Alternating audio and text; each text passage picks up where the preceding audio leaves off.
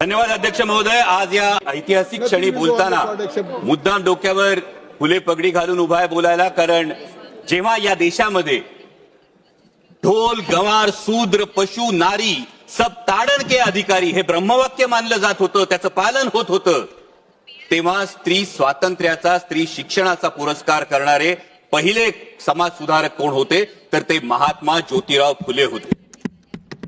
जेव्हा पूर्ण चेहरा झाकला जाईल असा घुंगट ओढून चूल आणि मुलीपर्यंतच, चूल आणि मूल यापर्यंतच महिलेला राखून ठेवलं जात होतं, तिला बंधनात ठेवलं जात होतं, माणूस म्हणून सुद्धा जगण्याचा अधिकार नाकारला जात होता, तेव्हा ज्यांनी उंबरठा ओलांडला, शेणगारा सोसला, पण स्त्रीला अक्षरांची ओळख करून दिली, तिला तिच्या स्त्रीत्वाची जाणीव करून दिली, त्या क्रांतीज्योती सावित्रीबाई फुले, या फुले दाम्पत्याचं फार मोठं योगदान या संपूर्ण प्रवासात आहे. आणि आज नारी शक्ती वंदन अधिनियमाच्या अंमलबजावणीची चर्चा करत असताना महात्मा ज्योतिराव फुले आणि क्रांतीज्योती सावित्रीबाई फुले यांना अभिवादन करणं आपणा सर्वांचं कर्तव्य आहे. आणि त्याच वेळी त्यांच्या द्विजन्म शताब्दी वर्षातही अजूनही त्यांना भारतरत्न पुरस्कार आपण देऊ शकलो नाही, हे देशाचं दुर्दैव आहे. अध्यक्ष महोदय, महात्मा ज्योतिराव फुले, तथागत भगवान गौतम बुद्ध आणि संत कबीर यांना गुरुस्थानी मानणाऱ्या डॉक्टर बाबासाहेब आंबेडकरांनी जे इंग्लंड अमेरिकेला जमलं नाही ना ते करून दाखवलं. संविधानाच्या अंमलबजावणीपासून पहिल्या दिवसापासून हा महिलांना मतदानाचा अधिकार दिला.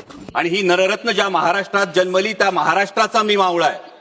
या महाराष्ट्रात एक फार मोठा मातृत्वाचा, नेतृत्वाचा आणि कर्तृत्वाचा वसाडी वारसा आहे.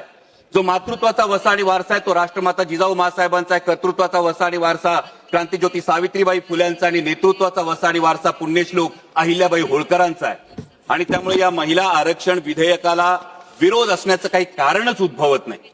इतकंच नाही अध्यक्ष महोदय, तर देशात पहिल्यांदा स्थानिक स्वराज्य संस्थांमध्ये 33% महिला आरक्षण देणारं राज्य हे महाराष्ट्र होतं आणि तेव्हाचे मुख्यमंत्री होते आदरणीय शरदचंद्रजी पवार साहेब.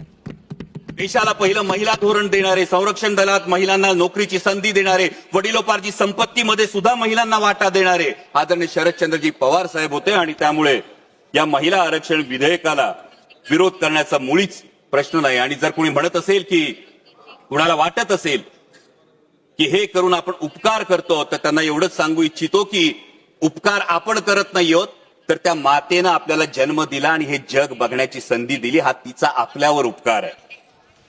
पण अध्यक्ष महोदय, एक अंतर्मुख होऊन मात्र विचार करावा लागतो की एकीकडे आपण नारी शक्ती वंदन विधेयकाच्या अंमलबजावणीची चर्चा करतो आणि त्याच वेळी आपल्याच देशामध्ये बेटी बचाव बेटी पढाव हे अभियान राबवावं लागतं. त्याच वेळी आपल्या देशामध्ये महिलांवर होणाऱ्या अत्याचारांची संख्या दिवसेंदिवस वाढत जाते. लाखो महिला या बेपत्ता होण्याच्या तक्रारी नोंदल्या जातात, त्याच्यावर कुठलीही ऍक्शन घेतली जात नाही. आत्ताच अध्यक्ष महोदय महाराष्ट्रामध्ये एका भोंदू बाबांचं प्रकरण समोर आलं आणि त्या भोंदू बाबाचं प्रकरण समोर आल्यानंतर त्या लैंगिक अत्याचार प्रकरणातले व्हिडिओज हे समाज माध्यमावर जर व्हायरल झाले तर मग तपास करणारे अधिकारी आणि पर्यायानं गृहमंत्री म्हणून त्यांची या महिलांचं संरक्षण करण्याची जबाबदारी नव्हती का, हा प्रश्न निर्माण होतो. आणि म्हणूनच अध्यक्ष महोदय, अंमलबजावणी करणाऱ्यांच्या मानसिकतेविषयी जरूर प्रश्नचिन्ह उपस्थित होतं. कारण यत्र नार्यास्तु पूज्यते रमन्ते तत्र देवता असं एकीकडे म्हणणाऱ्या आणि त्याच वेळी स्त्रियांना वेदांचं अध्ययन नाकारणाऱ्या आणि पतीची सेवा हे स्त्रीचं कर्तव्य असं मानणाऱ्या मनुस्मृतीचा उदो उदो करणाऱ्यांच्या हातात जर याची अंमलबजावणी असेल तर याच्या अंमलबजावणीच्या हेतू शुद्धतेविषयी खरोखर मनात शंका निर्माण होते. कारण अध्यक्ष महोदय, खरं तर जसं मगाशी माझे सहकारी अरविंदजी सावंत यांनी म्हटलं त्या पद्धतीनं संपूर्ण विरोधी पक्षाचं हेच मत होतं की नारी शक्ती वंदन विधेयक हे 2024लाच लागू करा, द्या आमच्या बहिणींना हक्काचा अधिकार, द्या आमच्या बहिणींना या पार्लमेंटमध्ये आणि विधानसभेमध्ये प्रतिनिधित्व. आणि हे फार सोपं होतं करणं. आणि हे आवर्जून सांगतो कारण उद्या हे सांगितलं जाईल की विरोध केला, पण विरोध या गोष्टीला नाही, अंमलबजावणीच्या पद्धतीला मात्र नेमका विरोध. कारण अध्यक्ष महोदय, नारी शक्ती वंदन विधेयक जे आपण 2023 मध्ये पारित केलं त्याच वेळी त्यामध्ये फक्त सेन्सस पॉप्युलेशन सेन्ससचा जर एक मुद्दा बाजूला गेला असता, डिलिमिटेशनचा मुद्दा बाजूला गेला असता, तर 2024 मध्येच हे विधेयक लागू करता आलं असतं आणि आता ही चर्चा करण्याची आवश्यकता भासली नसती. उलट 33% महिला भगिनी या संसदेचा भाग असल्या असत्या. परंतु आता मात्र जे विधेयक आणलंय ते महिला विधेयकाच्या आडून एक वेगळा कावा तर खेळला जात नाही ना, हा प्रश्न उपस्थित होतो. कारण एकीकडे डिलिमिटेशन नंतर 815 सदस्य होणारे हे सदस्य होत असताना उत्तरेकडच्या राज्यांना 40% प्रतिनिधित्व आणि दक्षिणेकडच्या राज्यांना जेमतेम 20% प्रतिनिधित्व मिळालं. तर एक व्यक्ती, एक मत, एक मूल्य, हे जे तत्व आहे, या तत्वाला हरताळ फासली जाणार नाही. दुसरीकडे महत्वाचा मुद्दा हा आहे की समजा शाळेमध्ये एक विद्यार्थी आहे, तो विद्यार्थी चांगला अभ्यास करतो, चांगला अभ्यास करून चांगल्या गुणांनी पास होतो. दुसरा विद्यार्थी म्हणावा तसा अभ्यास करत नाही, त्याला गुण मिळत नाही. आपण बक्षीस कुणाला देणार? चांगल्या गुणांनी पास झालेल्या की अभ्यास न करणाऱ्या विद्यार्थ्याला? दुर्दैवानं ज्या राष्ट्रीय कार्यक्रम ज्या राज्यांनी अत्यंत प्रभावीपणे राबवले, लोकसंख्या नियंत्रणात आणली, त्या राज्यांना मात्र डिलिमिटेशन मध्ये शिक्षा मिळेल का, आणि ज्यांनी राबवली नाही त्यांना मात्र याच्यामध्ये सवलत मिळेल का, असा प्रश्न निर्माण होतो. दुसरा महत्वाचा मुद्दा येतो तो प्रादेशिक असमतोलाचा. दोन महत्वाचे मुद्दे सर.